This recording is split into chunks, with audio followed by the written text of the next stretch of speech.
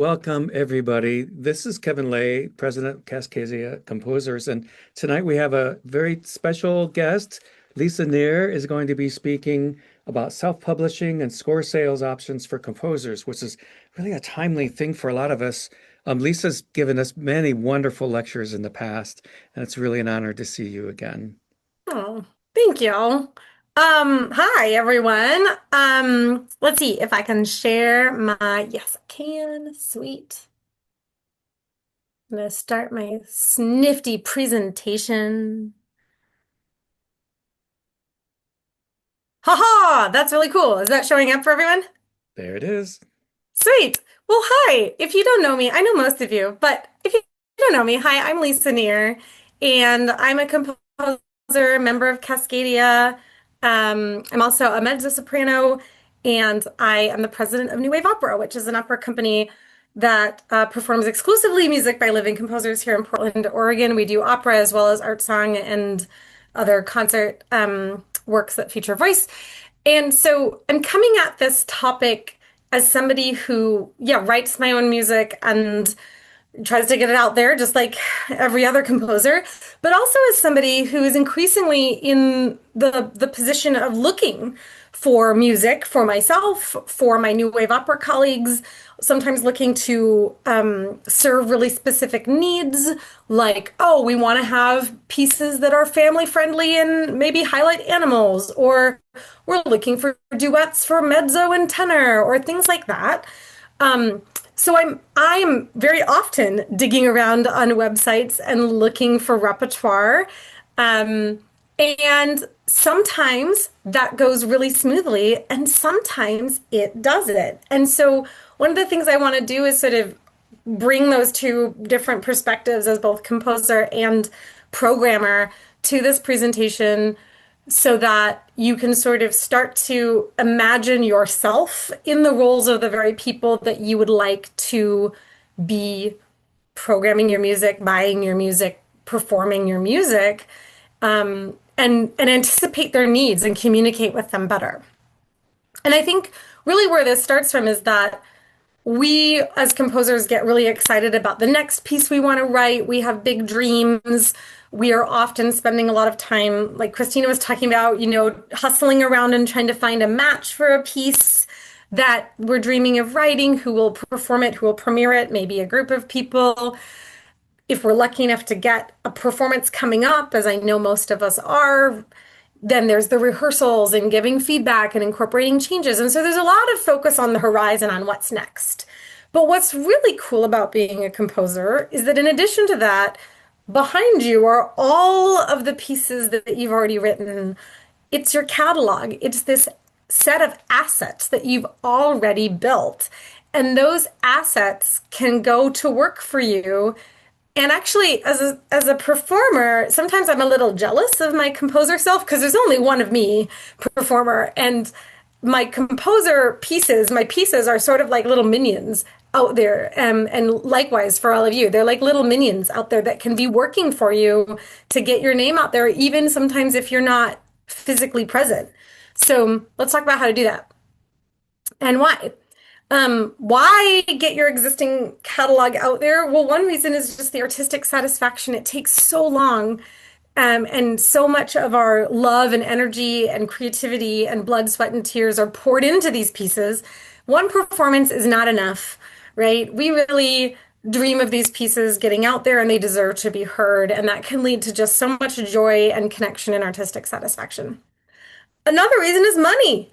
You can sell your music, you can sell your scores. Every performance is an opportunity to earn some royalties, and that can really help because there are also costs to being a composer, whether you're doing it as a passion project alongside another career or during retirement, or whether you are working on making this a large part of your income. There's always expenses involved in being a composer. You've got your computer, you've got your notation software, you've got your website, or maybe you want to be able to travel to go see some of your pieces being performed, or maybe you want to do continuing education, work with a beloved teacher or mentor, or do some new headshots. So, whatever your financial needs, score sales and royalties can start to be a part of your financial picture thanks to your catalog. The other thing that your catalog does for you is that it's a way to get your name out there. It's a networking tool.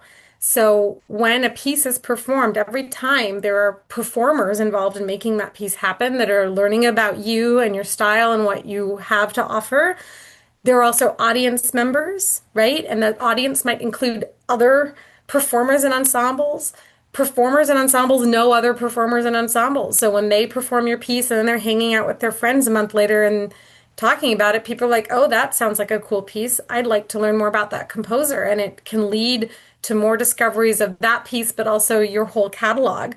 And oftentimes, the way someone might get excited about commissioning you is through a piece of yours that already exists that they've encountered. They heard it and it made them want maybe to program one of your other pieces or maybe to commission a piece of their very own, or they programmed one of your pieces one season and then they're like, now we want our own special piece, right? Written just for us by Liz Nadella.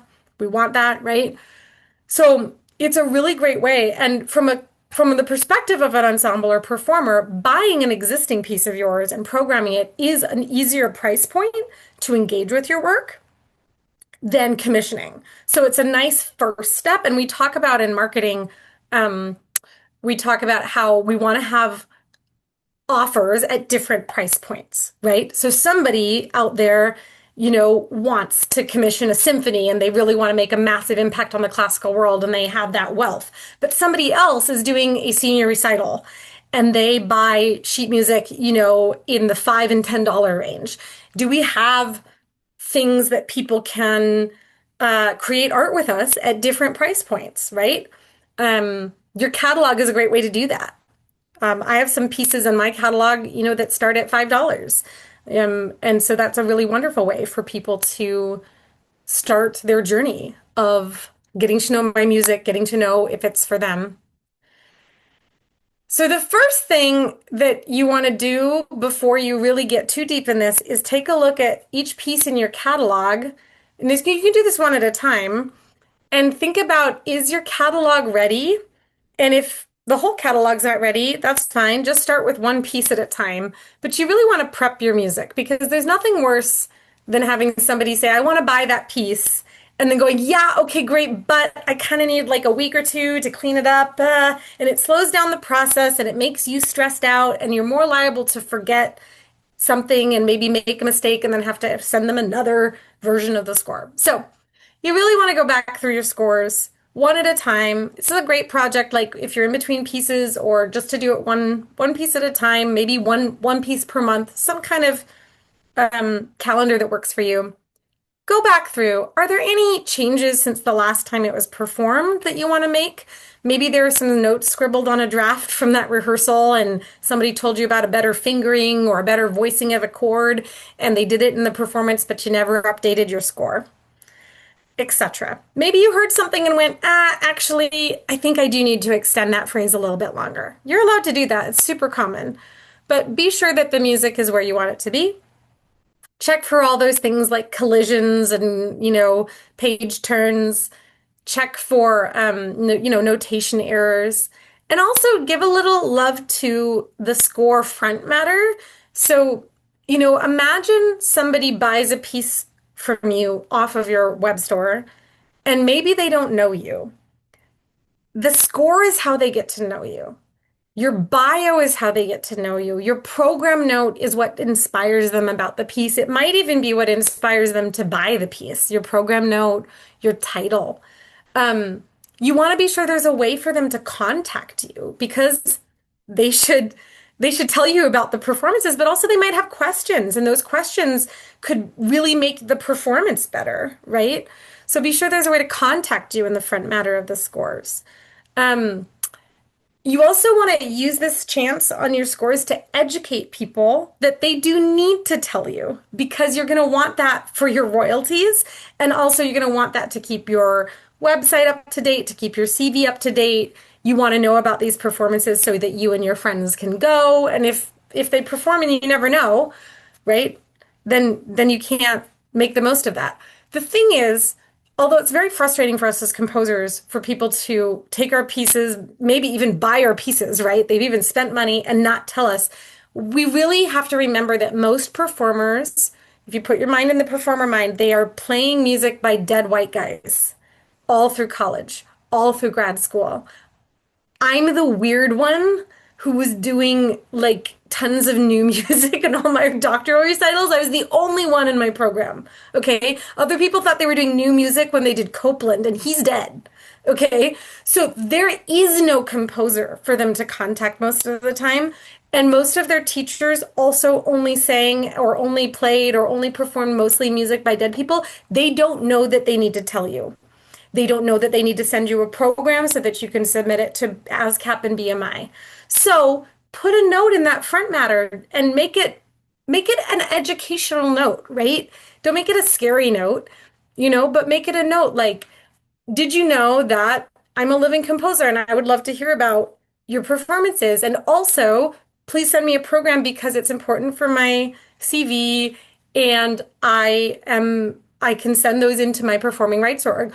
You can even think about including some of that information as an education component, like when you email the people who buy your scores, or you can set up an automatic email when it sends out the score for um, most of the web store options. You can customize that email and educate people. They don't know. And also, the minute they hear royalties, they start to freak out that they personally owe you more money. And so you want to educate them about that it's based on the venue most of the time. So what you need from them is the program. Because again, if you freak out your performer and make them think that in addition to paying the $15 in their score, they're going to have to come up with some other amount of money, they may choose not to do your piece, right? So you want to make sure that they're getting some clear info. Um, Another big one is, are your parts ready? So I have a colleague who writes lots of pieces, and he can spin out tons and tons and tons of pieces, often really large ensemble, pretty quickly. And I really admire that. But one reason that it's so quick is because he doesn't make parts for any of them. So I am very concerned in my heart of hearts for this colleague for when somebody says they would like his orchestra piece, because I know that making orchestra parts takes hours. I really encourage you to get your parts done before you list the piece for sale on your website. Again, there is nothing worse than somebody saying, I'm so excited about your piece, I want to do it, I'm buying it, and then saying, cool, thanks for your money, but I'm not sending you everything right now. That's not great customer service. It starts a new relationship with them feeling like, are they going to get what they just paid for? Get your parts ready. This is a great time to do it. It's a non-stress time to do it. Double check too text permissions, is particularly if you have pieces from maybe way back when you were first learning about things, or if you haven't ever done kind of text rights, just really be sure whoever you've set, you have the permission to set that, and that you've also agreed on how you're going to divide up the money with any poet who is alive, or their publisher if they get some of the money from score sales and royalties. um, be sure that you have that in order, because again, it gets really stressful. You don't want to get into a situation where you've started to get money coming into you and then you haven't figured out how much you owe someone. And then you want to register all your pieces with a performing rights organization. The main ones in the US are ASCAP and BMI. Um, I think probably most of us know what those are, but if that's something that you want me to go into further detail, just put a note in the chat. So, before you're even really making a web store or contacting a distributor, which we'll talk about different ways to sell your music, you want to go through your pieces and get at least some of them, the ones you're most excited about, really ready to go. And if there's a lot of pieces, it's okay. Start somewhere. Maybe start with the pieces that are solos that are less intimidating, or start with the pieces that maybe you've had conversations and people have asked you, oh, I love that piece. Can I buy it? Maybe start there. Um, Once you get into a flow, you'll probably find that it's actually not so overwhelming. It just takes kind of a little time. And then what's great is once you have a system, you can do it for each new piece. And doing it one piece at a time is a lot easier than doing the back catalog. Does anybody have questions about that part before we move on, feel free to we're a small group, feel free to unmute and ask, or throw them in the chat if you prefer. Do you Yeah. generally put your parts at the tail end of the score included in the PDF that's going to be sold, or maybe we'll talk about that later? Oh, yeah. So usually I don't make them one document. I usually make them several documents because that's usually how they're going to be distributed to all the players, like for New Wave Opera, when I'm sending the flutist the part for the opera, I send them the flute score and the full score. I don't send them all the other parts because that's kind of cluttering their inbox. Or oftentimes I actually I'll make a Google Drive and just send everyone there and they can download what they need. So I think it's really helpful when you're preparing your PDFs, if you're thinking about selling PDFs, to make distinct PDFs for each part, the full score, the parts for each one, and then there are different ways on the web stores to set up where when someone buys a piece, they're not just getting one file that they can download, they're getting all 12 of those or whatever, the full score and all the parts. Okay. Yeah. I've I done think that. that's better than one doc because then the doc basically then the person who buys it would have to split those up into different docs, you know? Right. Or yeah, I guess Yeah. that's true. Yeah, I've done that just personally sending obviously via email, but I was thinking like with something like Sheet Music Plus, which you might talk Yeah. about, if that's possible on a platform like that, to separate them out like that. I'm pretty sure it is. Yeah. Does anybody use I don't personally use Sheet Music Plus, but I know a friend who does. Does anyone else use Sheet Music Plus and have they experienced I that do. I or know Liz does too, right? yeah, does anybody have that experience and know for sure on the back end of that platform? Yeah, so you do have to put it all in one document. Oh, That you do. and yeah, and Well, I then was wrong. John J what about Pepper? You have to put all in one document, one long Oh, string, and send it in. And I wasn't okay. missing anything. Yeah. So but you're then right. but then you do For have the option. that platform. Yeah, you do have the option if to sell parts individually if people want, if somebody Hmm. loses it or something like that. I don't know how they handle that part, Yeah. um, but when I put the whole thing in, I send that and Okay. including the sound also has Right. to That be connected linked to that. together. Right. All right. How do you connect a PDF with a sound file? Because those are two different sound types, No, file well, types. they're separate. Oh, okay. The sound is different than the written, but Okay. there are ways to. In fact, we just had a score call where we had to. Uh, I can't remember now because I've Hmm. entered so many score calls Sure. that we had to link the the sound. Let's see. So, Fascinating. that's when I learned. I think Kevin or somebody told me about the Google Docs or whatever, and I went through that way. Oh, okay. Yeah, So like they put it all in one folder. Yeah, okay, that's great yeah. information. Has anyone done that like with different sizes? Because like I know like on an orchestra piece, the score size for the conductor score is a lot different for me than the score size for the parts. Like it's a paper size difference. I don't quite know how they would deal with that. Have you dealt with that in JW Pepper where you've had to combine different paper sizes? Uh, no, I haven't. But Christina, you raised your hand. Have you dealt with that? No, I raised my hand before she asked that question. Oh, Oh, okay. No, oh. I Well, go. haven't. And in large scale and orchestra pieces, I make them all different files. And that's the way orchestra and wind band, because that's how they usually want it. And Yeah, I think to Paul's point, people want it different ways. But if it's sure. small, like 4 or 5 instruments or less, I Mm-hmm. have the whole, main score. And then behind that, I just do a combined file in Adobe. And then I Okay. put, the violin, then the cello, then the piano, whatever Mhm. that's Okay. behind it. And I make them so that the organization, like whoever is handling it for the ensemble, gets it all in one file. And then they just copy it separately. Oh, okay. So see, like this is great because what we're seeing is there's a real diversity.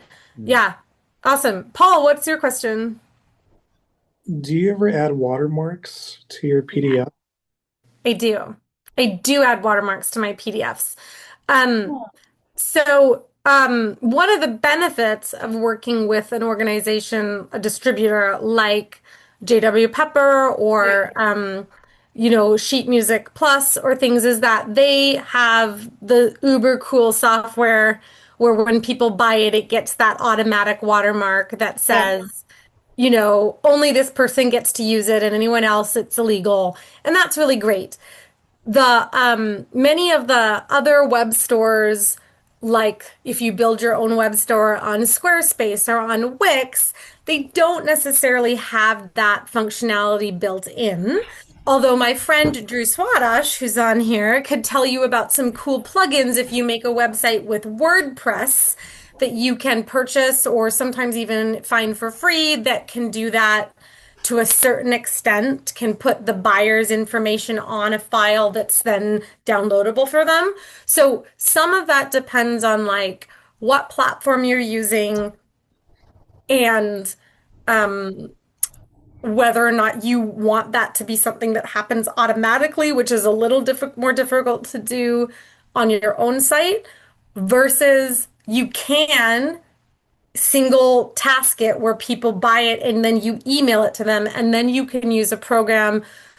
Some people have Adobe, like the one where you can edit.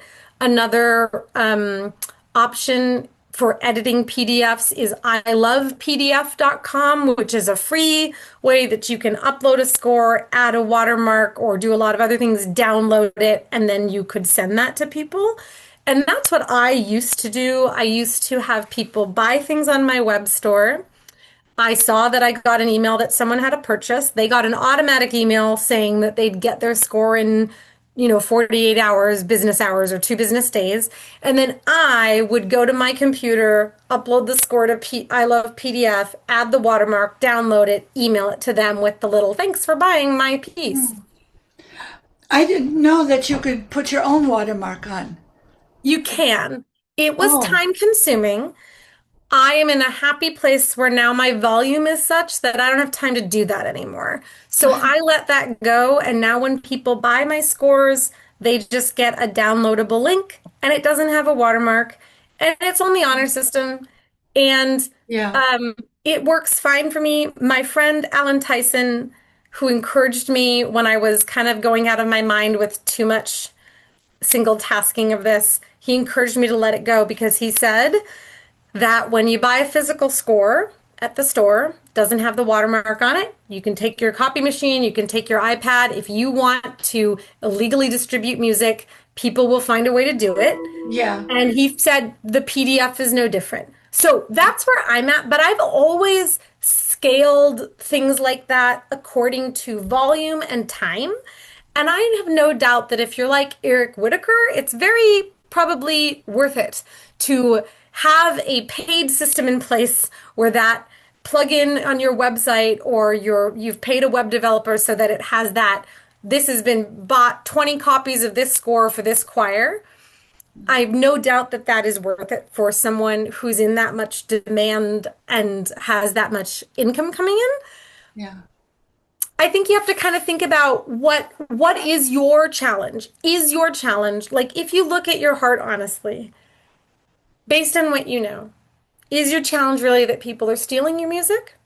Or is your challenge that you want more people playing your music and they just don't know you and your music exist? Yeah. Most of us are in that category. I'm getting back to the publishing. I just wanted to put this Yeah. out since we have In Good Hands, and In Good Hands, then we're required to send a copy to the teacher and the student, and that's where I find JW Pepper really handy because I have everything there. And when I want to send a copy to usually the teacher and the student and whoever wants one, then I'll order from Pepper and mail it to them. And I get a royalty for selling it. And Awesome. a royalty, yes, I still get royalties even though I'm doing it, That's awesome. And I think Pepper is one of the only places that will print on demand like that, right? Yes. Physical scores. It's a Oh. big asset. Yeah, it really is. It's so. I've been through the binding my own music and the whole bit. I mean, and you get it's a mess. So It is. It can be really annoying to bind your music. I totally agree. I'm so glad you have that experience, Liz, because that's super It's so valuable for us to hear from It's somebody. it's so handy, and they get a bound copy and the whole bit. I So love it. they don't print it. Pepper doesn't print in color, so Mhm. I go to great lengths to design cover pages that are phenomenal, but they're all black and white Sure. because Yeah, yeah. That's good to know. That's really good to know. Yeah. Itamar. I'm curious about another kind of link in the chain of from idea to bandstands, which is I appreciate how the piece has to be ready to be shipped when somebody takes interest in it. I appreciate it's nice when people take interest. That's the missing link of how do we get interest in our music when there is a million other composers, all of them amazing and great. Um, Yeah. and so like how do you build that side of Yeah. the link of the chain? Yeah, we're going to talk about like marketing a little later in the presentation, so hold that thought. And I think there's lots of components of that for sure. And I think like we are always doing kind of both things. I mean, as composers, man, we have a hard enough job writing music, right? If only that was it. But now, yes, we have to be our own publicists, getting these catalogs ready or deciding, once they are ready, do we make our own store? Do we distribute it through Pepper, etc.? Then we have to be our own networkers. And so it really is like if we thought about a pie, of the time you spend on your work related to composing. What part of that pie is actually the composing? It might actually only be half of the pie, and I then wish, I yeah, and wish. then there might be a quarter of it that's that I would call kind of this catalog prep publishing, right? We're self-publishing. And self-agenting if you're because you're registering your work with ASCAP and BMI. And then maybe another quarter is this networking. And it's going to fluctuate. And one of the things to think about is every aspect of that kind of ebbs and flows. So you're going to have times when you're just like overwhelmed. I just got to finish this piece. That's the only thing I can do. And then there's going to be times in between pieces, and that's a great time for the networking. That's a great time for cleaning up this old scores and getting them up and doing website updates. And so there can be kind of a nice ebb and flow balance that can sort of even out. Yeah, I'm glad you brought that up. We'll talk about that a little more kind of after we do some of the nitty-gritty of the web store stuff. So let's see what happens next. So your website, I think we probably all have websites, but I think it's good to just kind of orient ourselves over why your website is that central online location. It's where when you meet someone after a conference or after a concert and they're like, "Oh, you're a composer, I want to learn more." That's the number one way they're going to find you again. Email addresses even can get lost, but if they've got your name on a business card or scribbled on their hand, or if you email them, where do you want to send them? You want to send them to your website.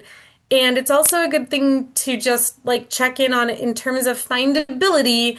The best place for you or the best way for you to name your website is just like your name or yournamecomposer.com so that again, you're really findable. Um, it's really fun to come up with cute, fun puns and things, but the thing is, if they met Drew Swadosh, they're gonna say, "Oh yeah, I met Drew Swadosh composer," and they're gonna Google that if they don't remember what Drew's URL is, and then hey, Drew's URL is drewswadosh.com. So yay, right? It just really, really helps. Um, Whether or not you are on a distributor like Pepper, it really behooves you to have a website because that person that you met doesn't know you're on Sheet Music Plus necessarily. They don't know you're on Pepper. They don't know you're on Music Spoke. They know, oh, I met Liz Nadella. So, if they then go to liznadella.com and from there shop my music on Pepper is a nice attractive button, that's really a nice consumer or customer experience, right? So again, imagining ourselves as the person who just met a cool composer. Oh, I really love that piece. They've got a flute piece I want to check out. What was their name? Oh yeah, their name was Kevin Lay. Google Kevin Lay, and then they're going to find your website. And from there, right, they're going to want to be able to be sure it's really you. So you want a picture that's like, oh, yeah, that's the person I met, and a nice little bio. It really helps also for their programming purposes, right? Because if they buy your piece and they put it on a program, they're going to want to advertise about it and do a little Instagram post and put you in the program. So it's really helpful if you get a headshot and a bio, something that's copyable or downloadable, several lengths of bio. If you've got the bio that's this long, that's too long for most programs. So make one that's a little shorter too. That just really helps people out. This is somewhat controversial, but listing your birth year is really helpful to students. I don't think birth years should matter so much, but the truth is that most colleges still require the students to put them on their programs for their degree recitals. It's just the format that's required. And so I get a lot of extraneous emails from students from colleges being like, what's your birth year? I'm sorry to ask. And they're usually uncomfortable asking because they also were of a generation where they're like, this is a little outdated and sort of ageist and it seems weird, but now I have to ask this weird question to this composer I don't know. So if you're comfortable, I strongly encourage you to just put your birth year in your bio so that people who are in that situation can just get their program requirements done and not have problems. A really clear place to link to your sheet music store, catalog, buy my music here, a button that links to your central place on Pepper or on Music Spoke or wherever, or your own in-website store, which we'll talk about. Optional if you want to have a calendar in terms of like listing your performances, and then a way to contact you. That's really important because again, they might have questions about your piece. And I don't know, like some of the web stores that you might distribute through might have a way for people to go from that page where they bought your piece to contacting you, but sometimes they don't.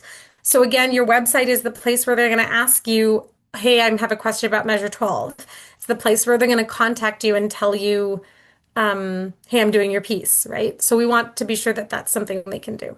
Make sure your sheet music store is easy to find. Don't hide it. I can't tell you the number of times I've gone to composer websites looking for things that does this person have anything we might program for New Wave Opera? And I can't even find any place to look at their catalog. They don't have all their pieces listed. And what it just means is usually I'm on a tight deadline and I have to look for someone else. So if maybe they did have vocal music, but I just couldn't find it and I didn't have the time to wait. And so I'm in that situation as someone programming. Just really think like a performer shopping, or if you can't imagine that, think about you shopping for anything. How do you shop online? What are you looking for? And what helps you buy quickly? You want to reduce friction and anticipate their needs. Make buying your music easy. Choose a platform that accepts credit cards. So sometimes, right, it's like email me to buy my score, and you can do that. You can start there, but you want to move into something that's easier as quickly as possible so that you don't want them to, because every time they think, oh, I got to email them and I got to wait and hear back, and then how much does it cost? And every time is an opportunity for someone to decide not to buy. And when people get back from a conference and they've met someone cool, when they've got back from a concert and they heard your piece and they really want to program it, they're excited and we want to make it easy for them, right? Learning new music's kind of hard, right?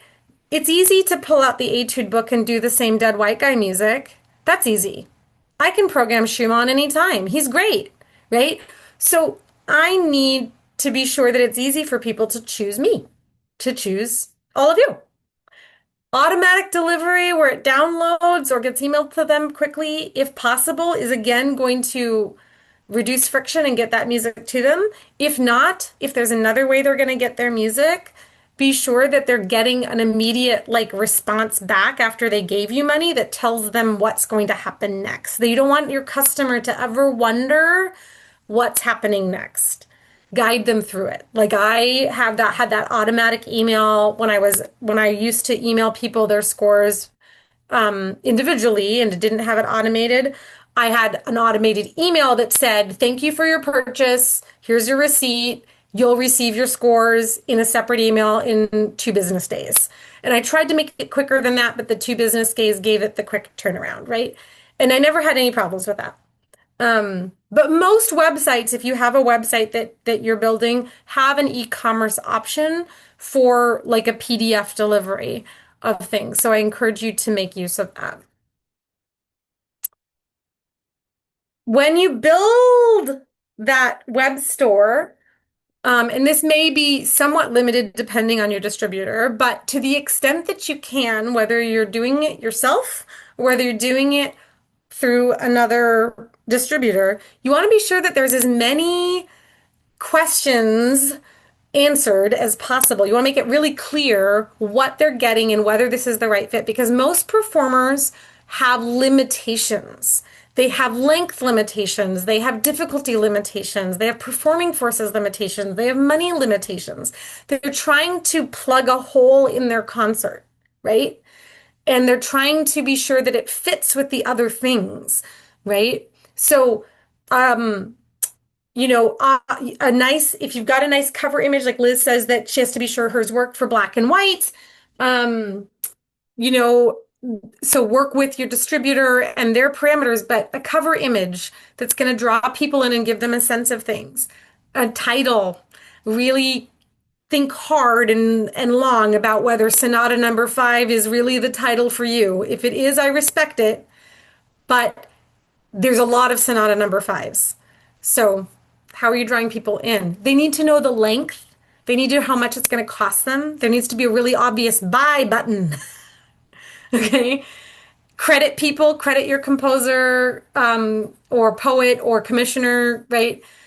Have a program note, have your program note on that web page if you can. Yes, it's going to be in the score, but you also want to, because the program note might be the thing that decides for the person if they're going to buy your piece, because they're usually programming to fit a theme or to fit some kind of mood. And it's okay if that means you don't have to write programmatic music. It could be a piece that's examining timbre. That's fine, but give them something, because then, for us, like at New Wave, the minute we have a concert, then comes the title for the concert, the description that goes into the press release, and that I tell to the audience to try to get them to come, right? We see this with Cascadia, the work that our board does to be sure that the images of our posters look cohesive across the season and have cool titles.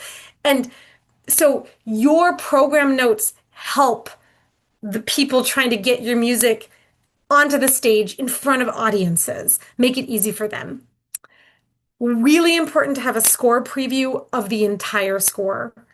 I cannot purchase a piece of music if I can't see the whole vocal line, and if I can't preview, if it's a piano vocal, I got to be able to see how difficult that piano piece is.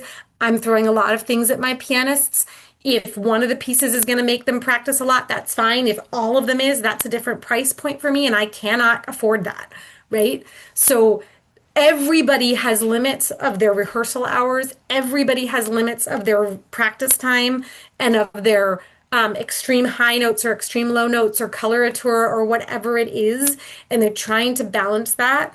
And the only way for them to assess that is if they can see the whole score. You can put a watermark on it that says preview only. I'll show you how to do that. But I do not buy scores if I can't see the entire piece. It's just, especially because usually what they do is they show you the first 2 pages. That's nothing. The hard stuff, the stuff that's going to be too high for too long, that's at the end. That's at the dramatic part. So you got to show it to me as a singer, as a voice teacher.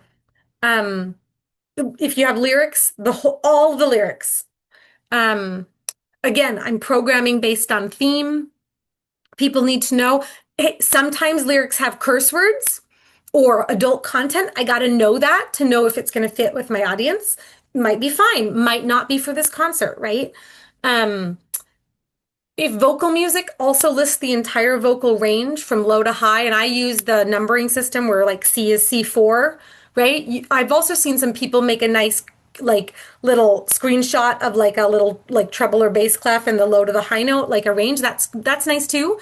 But it's okay to just list like, C4 to F sharp 5. That's fine, but you got to have that for vocal music so that it's a quick, because there's certain notes it's just not possible, right? Especially if I'm shopping for a student. For educational music, difficulty level and or a grade depending on kind of your system. I know there's grading systems are more common in especially band music. Difficulty level is a more common thing I see in choral music. And if you're wondering, talk to the people who have performed the piece in the past, or talk to your friends who conduct those and ask them to give you a or who teach that instrument, right? And ask them to give you an honest level, right? And a recording. You got to have a recording. If it's not something where you have a recording you can use, a MIDI is fine. The generated thing is fine, but don't make the performer sight read through your piece to decide if they like it. Especially like if it's an ensemble piece, not everyone can hear that in their head, and it will just help them so much more. Especially if I'm trying to sing through a piece, maybe and get a sense of like whether the piano is supporting or dissonant. It helps me. I'll sing along with that MIDI and kind of hear where is the piano meshing and where is it a little bit more crunchy, so that I can tell if it's an appropriate difficulty level for me or my student. So really, people understand that you don't always have a live recording. And even though we hate MIDI as composers because it sounds so terrible, people trying to learn your music love MIDI because it gives them a quick sense of the piece in 5 or 6 minutes or however long your piece is, and it's definitely going to take them longer to understand it just based on sight reading. I think there was a question. Oh, maybe not anymore. Okay. There's been a lot of activity in the chat. Oh, great. Let me take a look in the chat. I'm so excited. This is great. I could talk about this all night. Ah, yes. Okay, so I love PDF. Thanks for sharing that, Drew.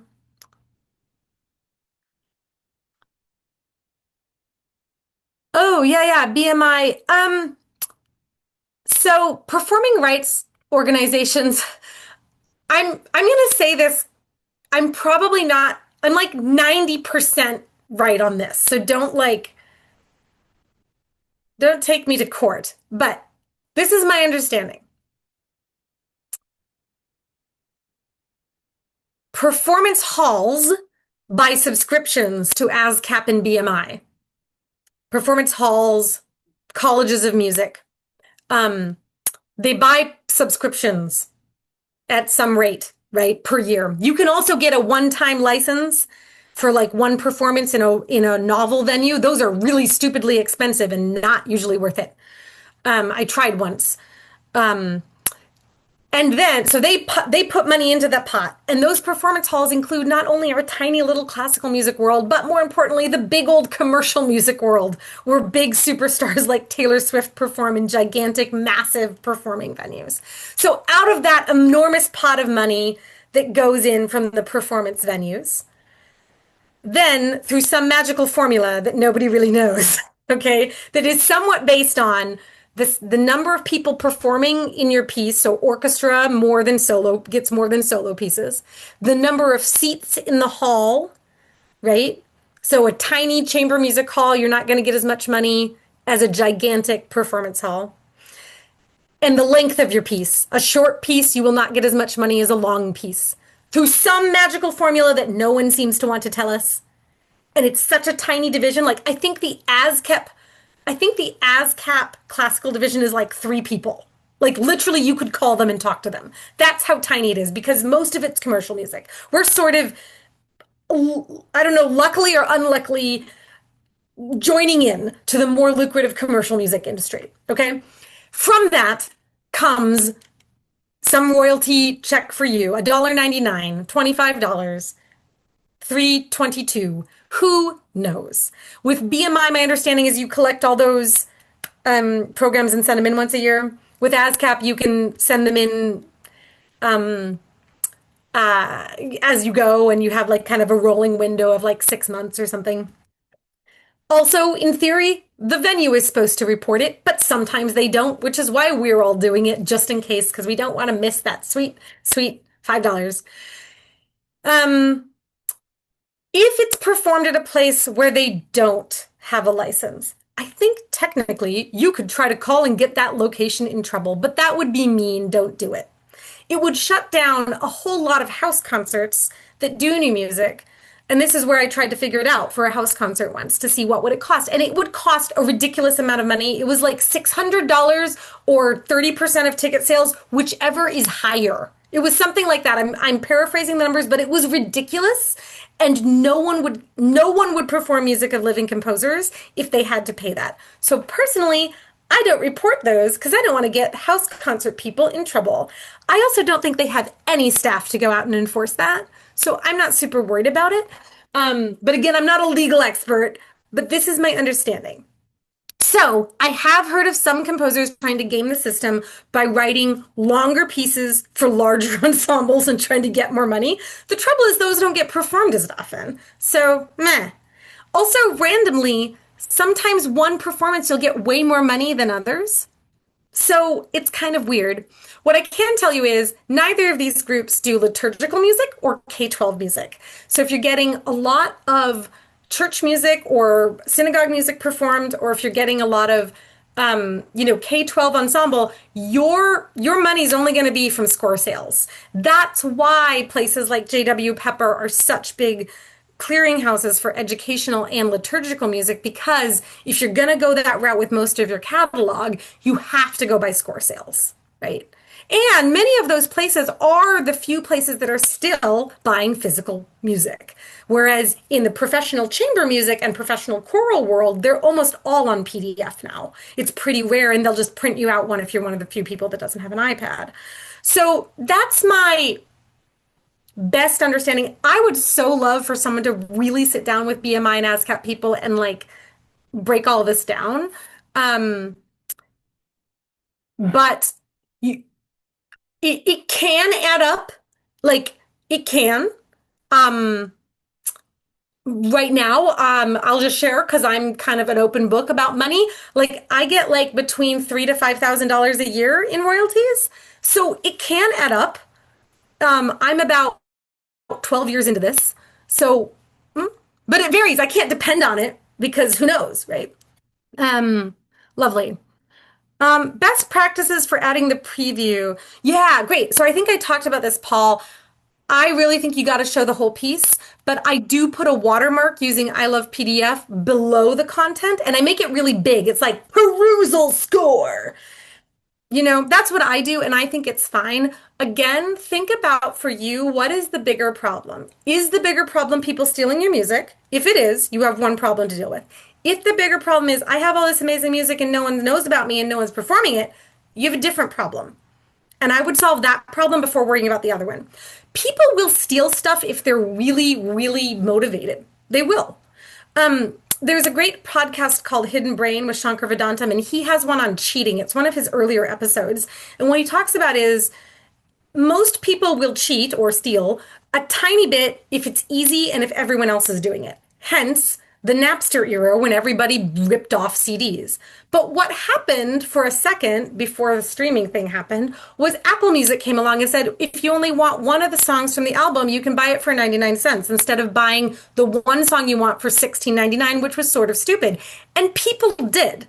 And then streaming happened and it all messed it up. But my experience has been if you remove friction and you price your scores within the market by looking at what other people are buying, most people want to do the fair thing. And if you're worried that some people can't afford it, you can always have like a student discount or have a note that says if money is an object, or a problem, you can reach out to me, and I'm sure you'd be happy to offer someone a price point that works for them. Yeah, so another way to do, I see Christina talking about Issue. Issue is one of those like online PDF flip books. It's super cool. There are a couple other ones I have listed. They're all basically $20 a month. as far as I can tell now. If anybody's got a better deal, let me know. They look beautiful and they are kind of an embedded thing that's a little bit, it looks a little harder to screenshot and steal. Um, it's cool if you want to invest and you think it's worth it, go for it. I'm sure everyone would love to interact with it. How do I organize the necessary info? Well, we'll look at some websites here in a second. But I think like one thing is to like if you're designing your own web store is to sort of come up with like experiment a little bit with dragging things around and the format to see what you like and then just keeping it consistent. And the thing is, unfortunately, between computers and mobile and tablets, you got to kind of know that it's going to look slightly different on different devices. And yes, you want it to be viewable on mobile. So like if you pull out your phone and it looks terrible, make some adjustments, but you're not going to be able to completely control how it looks on every device. Some places like Squarespace and Wix, those are website builders and web store builders that are definitely more optimized for mobile. And so that's a compelling reason to consider those if you're in the market for which one. Yeah, and I'm going to show a process for linking to a watermark PDF like Drew is saying. It does not prevent screenshots. Yeah. Oh, thanks. Drew's just shared an example. No, Performer is a good MIDI. Yay. Yes. Oh, good. I'm so glad we've got the BMI information. How busy the hall is another. So like how, oh my gosh, it's so hard to calculate all the factors in this royalty world. I think whichever one you're a member of, just be sure you're taking advantage of it to the fullest extent and see what happens. And I do think on the long run, things can snowball and it can be a source of income for sure. What makes a program note good? Ooh, well, I think what makes a program note good, I'm just going to talk from my experience. I mean, a program note should be true. People can smell BS a million miles away. So if you wrote the piece inspired by like how cool this weird, interesting sound on an instrument was, but then you spin off something else like, I was inspired by the atomic principle of blah, blah, blah, and it's not true, everyone's going to know that. Versus if you really were inspired by an atomic principle and you write about why, people will be like, that's really cool. So don't BS, write what it's really about. I think it helps to either write about what inspired it, write about some of the things you're doing in the piece, like if there's a technique or a color or a timbre or a form, or give people a few things to listen for. You know, something to listen for in the second movement is when the tune passes between the clarinet and the bassoon, right? Something to listen for near the climax is when everyone starts to use extended techniques that mimic the sound of grasshoppers in the spring. You know, I think like if you can just like imagine you're bringing your friend who's not a musician to come hear your piece. How could you help them listen to your piece and feel like they could kind of follow it, right? The reason we all have kind of a language, those of us who go to the symphony, of like, oh yeah, I listened to the Beethoven symphony and there was the slow movement and the fast movement, is because there were so many things written in that form, but now everyone's writing so much diverse music and we don't have a performance tradition around it yet, that we have to like, just like an art gallery, right? If you go to a modern art gallery, go to the modern art gallery or the section of the modern art and go look at the you know, the little captions by the art and notice the ones that you like and the ones that you hate. And the ones that I usually hate are, this is a sculpture number 5. That doesn't help me at all, right? It doesn't give me any way in. If I don't immediately connect, you're not giving me any help. If someone immediately connects to your piece, they're probably so engaged, they're not even looking at the program now till later. But if someone maybe is new or is curious about your piece or, you know, doesn't know what to make of some of the sounds or isn't used to coming to contemporary music concerts, they might be looking and being like, give me a little leg up here, right? So I think those things help for selling. All right. Create categories. Be sure that you've organized your music within the categories. If you're working with like J.W. Pepper or My Score, or Sheet Music Plus, maybe these are like things you're clicking behind the scenes or telling them you want attached, right? This is piano, this is chamber music, this is SATB choir. Right now, if you're getting started, you might not think anyone's going to have any problem finding your two pieces, but it's going to grow. And then you want people to be able to sub search and find what they want, right? So these are some of the categories that I think can be really helpful. Add more or do different ones as fits your catalog. Choir voicings, if you're doing choral music, is really important because there are people who are just looking for treble choir, SSAA. There are people who are just looking for four part. There are people who are just looking for SATB unaccompanied. There are people who are looking for just SATB with piano, right? So making sure that they can look pretty quickly to find what they're looking for. I mean, especially if you have what they want, you want them to find it fast. You want them to find it fast. If I'm looking for a piece for my tenor friend, I'm looking for things that fit his range. It doesn't help me to have to sort through a bunch of vocal pieces and go, which one is for baritone and which one, make it easy. If you have an option to have a search store or search all my pieces, if you have that option in your website or within your section of another distributor, that's really helpful too, because then people can just look bassoon, right? And then it will find. And most website builders have that. Here's some web store examples. Let's go on a little trip. Hey, look, our friend Drew Swadesh is there. Here's Kim's. So on Kim's library, she has a couple different ways you can view it.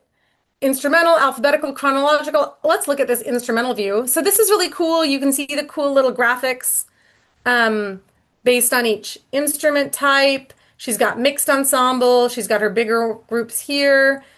She's also got some popular perusal packets. That's neat. She also has an invitation here. She has kind of a contact form. Let's say we want to look at clarinet pieces, and here's all of her clarinet pieces. And here you can see, right?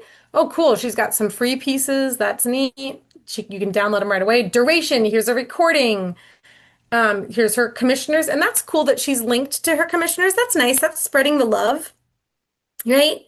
Really think about how can your website amplify the people who have made this music possible. Little bit of a program note or a sense of what's going on in the piece. She doesn't have score previews. This one is you can download for free. Oh, maybe okay, so you can download a perusal score. So I'm wrong. She does have score previews. That's awesome. Kim has a lot of these covers she's kind of created a house style that has this bold graphics and contrasting colors. It's really, really grabs you and it creates kind of a unifying look across her whole website. Sometimes she's embedding those. Here's an audio recording. Okay, that's cool. Let's look at Drew's. Hi, Drew. I'm using your website as an example. I hope that's okay. Let's look at Drew's sheet music store. It's so awesome. Oh, look at all these beautiful covers. Here's all the different ways you can search by. Oh, I'd like some SSA music. What have we got here? Finding the Light. That looks cool. Let's click on that. Okay, great. Here's a thing. It's really common in choral music to have a minimum that you have to buy so that people don't just buy one and print off a million copies because that's not cool. So 10 is very common. It's very common because, if you think about at least 8 voices in a choir plus the conductor plus a rehearsal pianist, that's 10. Okay.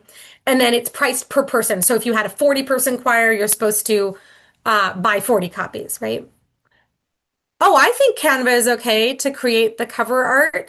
I've also seen people use photographs or use Unsplash to source images. Like Unsplash has public domain or free license photographs, which is kind of nice now now sometimes it's hard to tell if something's not a photograph, if it's AI generated or not. And some people don't want to use AI. Like I'm one of them. I don't want to use AI.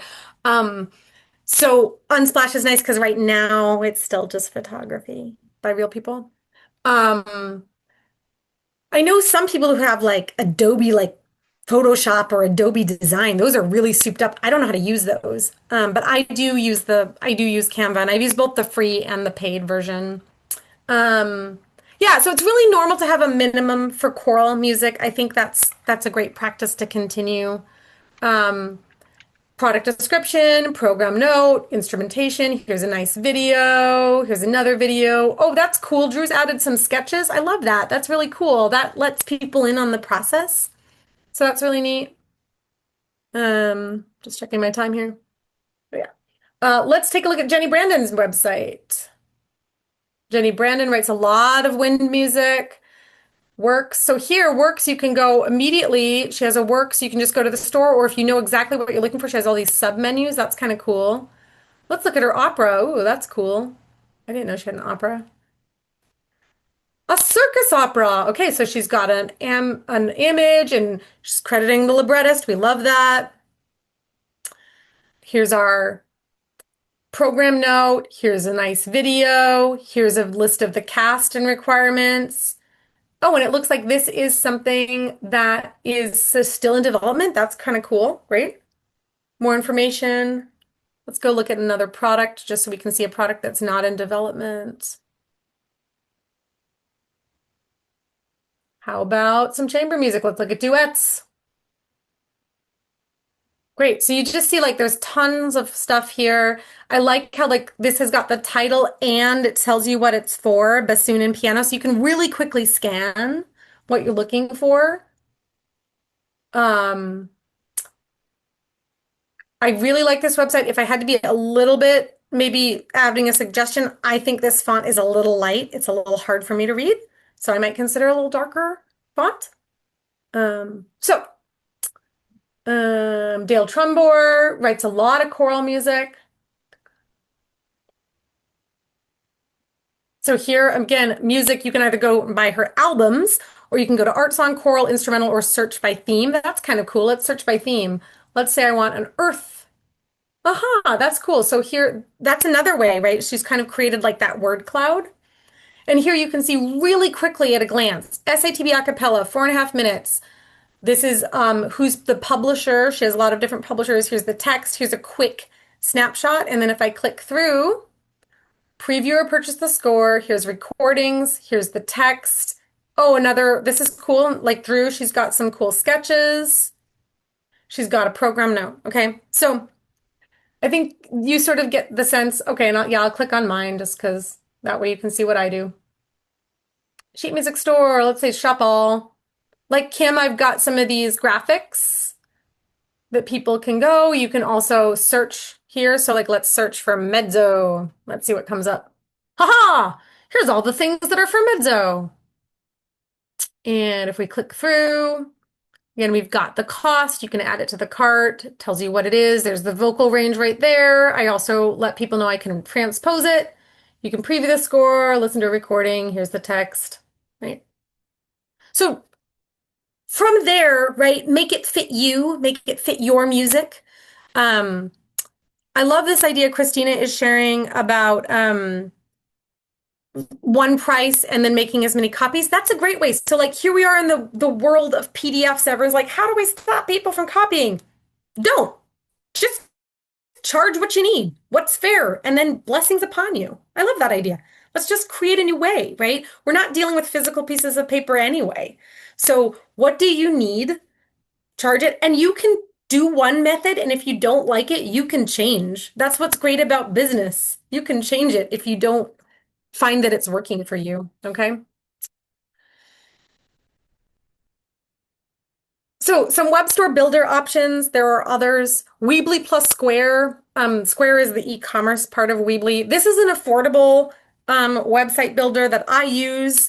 There are fewer options and it's not quite as optimized for mobile. So it doesn't look quite as beautiful for mobile. And that is an increasing challenge because more people are shopping on mobile. So that's a trade-off, but it is more affordable. Squarespace, lots of gorgeous polished templates. It's a little more expensive. Wix is very customizable. If you want to kind of get in and change a lot of things, it's a little more customizable than Squarespace. Drew is my friend who knows all about WordPress plus WooCommerce and figuring out your own hosting. You have to kind of piece a few things together to make it work. But as you saw, Drew's website looks great, and there are some really neat plugins for things. Recently, when we did a little bit of budget kind of adding together, it looked to be around the $380 a year. So getting a little more up there, but then there are some ways to use some free tools to make it cheaper if you want different things. Band Zoogle is user-friendly for us. Great. I love that. So yeah, please post if you've got another website builder you like, share tools. Love it. We talked about I love PDF. You basically take your PDF and you upload it, and you can either do text or have an image as the perusal score. I think Dorico also lets you save your score to PDF with a watermark just from within Dorico. I hope other softwares do that. I'm a Sibelius person, and I don't think we have that yet. I see card.co is another great place to make a website. Great. There's a lot of builders out there. Yeah. Yeah, WordPress has a lot more customizableness if you have the expertise or a team member who can help you. Here are some of those paid score preview options. Like we talked about Issue, another one is Flipbook, and another one is Yumpu. I looked and they're all about $20 a month. So if you want to do that, here's my process that Drew also uses. If you want to have your perusal scores in a Google Drive. So you make a Google Drive, you take your watermark score, and you put it in there as a PDF. You're going to right click on the PDF file, and this is open up your menu of options, and you're going to click on the share menu. And then you're going to click the share, not the copy link. If you click the copy link, none of the settings will change. So you want to go in and change some settings so people can't just download your piece if you don't want them to download your piece. That's going to bring up this menu, okay? And it's going to ask you who should have access. I want anyone to be able to see it, but I don't want them to be able to comment or edit. Definitely don't want them to be able to edit it because then they can mess with my file, okay? So I'm going to say anyone with the link can view. And then we're going to go to that little gear right there, and we're going to click on the gear. And in the upper right corner, you click on the gear and it says, who can download, copy, and print? And you want to unclick the commenters and viewers. By default, Google makes that selected. I don't know why. It's annoying. But you want to unselect that. Otherwise, your beautiful perusal score that you just made, anyone can just download. Then you hit the back arrow, and then you can copy the link and add it as a preview button, on your website. I'm happy to send this out too, because I know that's kind of a little process that might take a second to remember. That's what I do. It's a couple steps, but it's free. We talked about this. Won't people steal my music if I let them preview the score online? Maybe. It's a lot of work though. And again, ask yourself, is that your biggest problem? Or is the bigger problem that people don't know? If people don't know that your music is out there, they don't know that they have a piece that would be perfect for them. In my experience, that's the problem most composers have. Some score distributors. You can come in here, Mike, if you want. I have a background on. Also, you can come in anyway. My husband, sorry, I'm in our office, our shared office, and my husband's like, oh no, Lisa's using the office. So a couple music distributors that I think are great for composers to check out, depending on what you're writing. Music Spoke has been one of the leaders in choral music distribution. Composer owned, you don't give up your copyright, right? So all of these are distributors, meaning you're not giving your copyright up to a publisher. You get to control your catalog, and in general, you're going to get a larger chunk of the score sale. You're usually going to get somewhere between 50 to 70% of the cost of the PDFs. A little less for J.W. Pepper when they print. I think Liz can tell us how much that is. So what's nice about that is you get to decide. You can take your music down if you don't like it. You can add your catalog, right? You have control of that, and also you get more money. And if you're lucky enough to have a publisher who wants to publish your piece and is super enthusiastic and is going to go to the work to get it out there, that can be really great. If they're not going to do any of those things, I'm not so sure they should get that much of their money, because usually the publishers are taking 80% of the cost of the profits, and you're not getting very much. And just like the recording industry has really backed off on doing great promotion in general of artists. So has the publishing industry. Everything has just kind of become more DIY. And if you're going to DIY it, may as well make more money, I think. So Music Spoke, great place, especially for choral music. They also have art song. New Music Shelf, this caters to chamber music and art song for kind of the graduate student and above level. They're more challenging pieces in general. So if you write a lot of stuff that Fear No Music plays, that's probably a great place to put your music. If you write a lot of stuff for K-12, that's probably not a great place to put your music. North Star Music LLC. This is a newer one. I'm so excited. They specialize in art song and duets and vocal ensembles for high school to early collegiate. So people who are doing Nats, people who are doing solo and ensemble contest. And so they're looking for things that are really achievable for that, that have great playable piano parts, usually playable by like the staff pianist who's super busy tearing their hair out, right? Oh, I'm sorry. Art song. Yeah, that's the term that I was trained in that means like voice plus piano, like in the classical tradition, like a recital song. Um, yeah, like Schubert or Schumann, but now people writing it now. Um, Sheet music plus a lot of piano music, a lot of vocal music, kind of anything that you want, but those are some of the big players I think on that site. JW Pepper's My Score is their branch that is for self-published composers, really particularly powerful if you do K-12 ensembles and liturgical music. One of the benefits to JW Pepper is they will print on demand, as we heard, and that's awesome.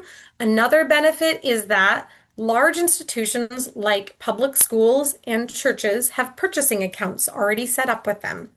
And large institutions take a really long time to add an individual composer or any other new business as a vendor. I mean, sometimes months.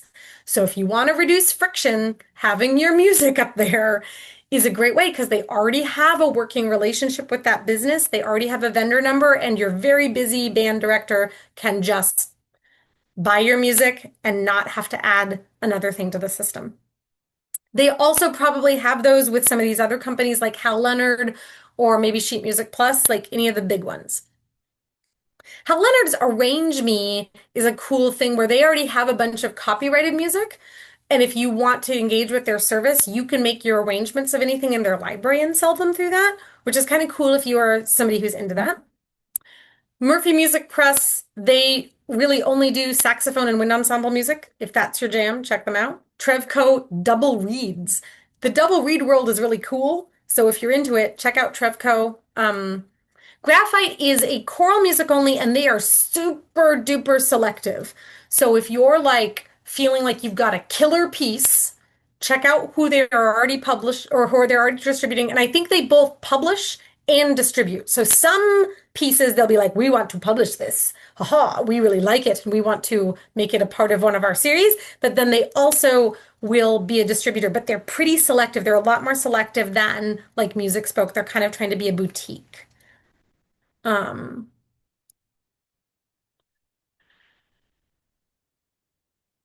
don't need to sell my music. I'd give it away for free.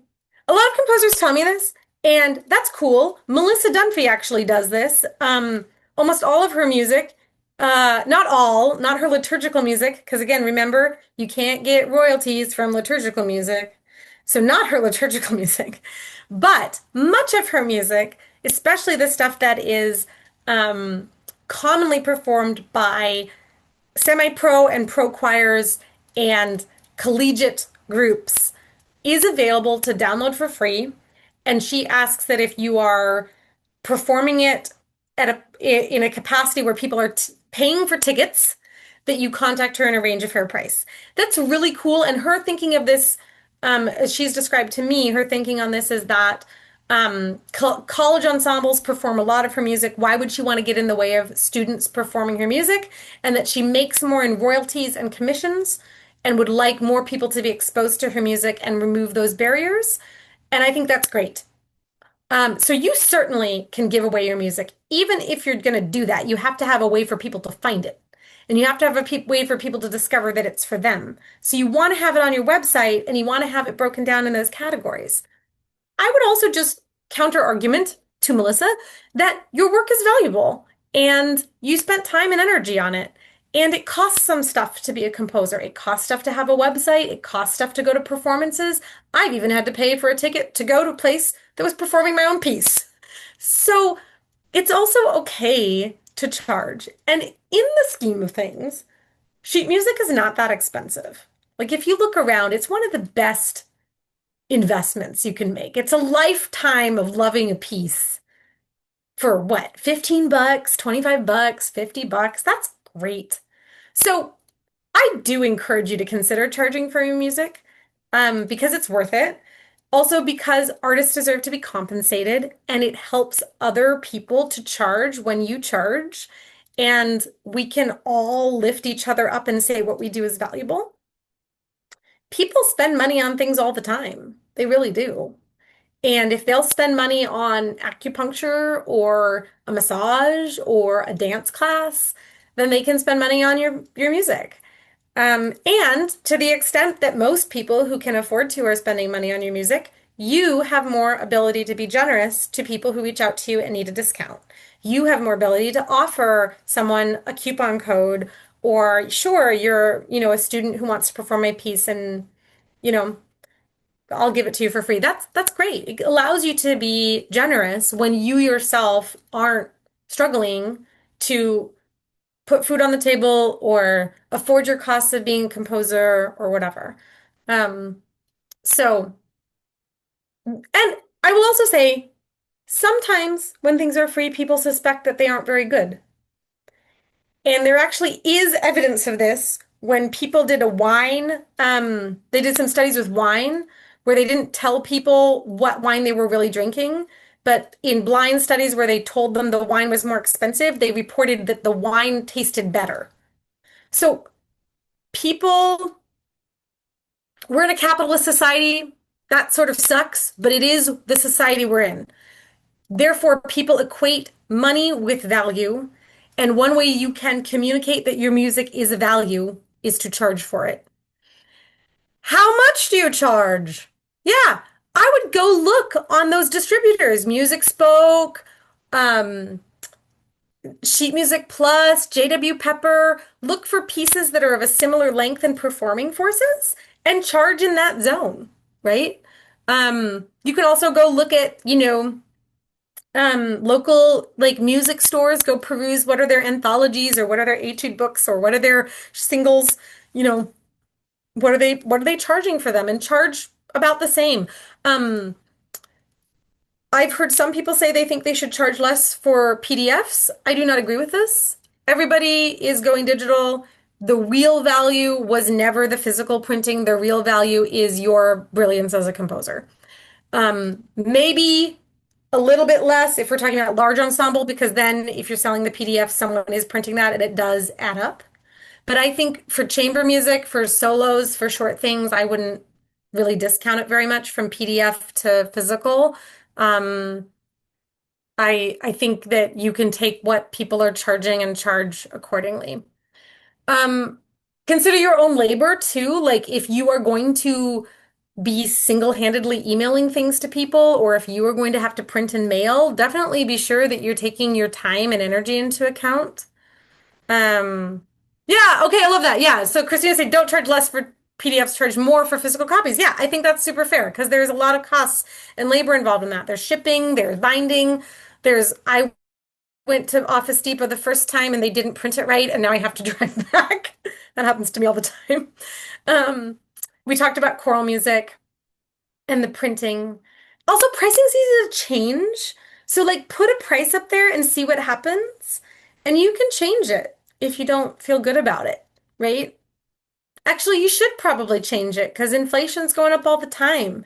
And if you don't raise your prices at least, what is it? 3%, 6%. Look up the inflation rate. You should go in and raise all your prices. Otherwise, you're making less money. You're losing money. And you don't want to do that. Art, we do it because we love it, but it is also valuable, and we can communicate that by charging for it. Okay, marketing. Huzzah! I said we get to marketing, and here we are. 7 minutes for marketing. Love it. I mean, the truth is, marketing yourself as a composer and your works could be in a completely other presentation and chat, which we should probably have because it's important. Regarding how to market with your assets, right? Your assets, your scores and your recordings and your wonderful computer generated mock-ups can be turned into things like posts on social media, video posts work best if they're like a little highlight, like 15 or 30 seconds. You've seen all those Instagram reel or TikTok vertical video, right? Slap your cover image on there, add 15 to 30 seconds of the cool part of your piece, and make a post with the title of the piece and a little sentence about it from your program note. Once you've built these things like your program note and your title, get mileage out of them. You can post the cover picture and the program note and say, go check it out. Link to people, like use their little their handle if it's a performer or an ensemble. Share the love, right? Uplift them, and then that boosts the visibility, because that's the thing about social networks, is that the power of it is when you post something and you tag a friend and it shows up in their feed and they share it.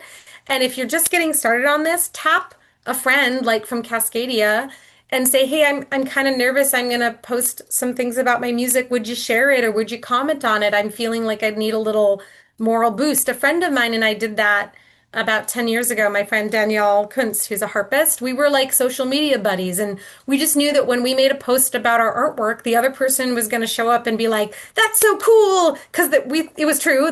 She was cool. Yeah, Sibelius will auto-generate score following if you own Ultimate. I didn't know that, Brian. That's awesome. I don't know if I own Ultimate. I think I own an older version. But if you own Ultimate, do that. That's cool. Those are those videos where like the score moves as it plays. That's so cool. That's really neat. So you can do that for a chunk of it or the whole piece and put it up on YouTube.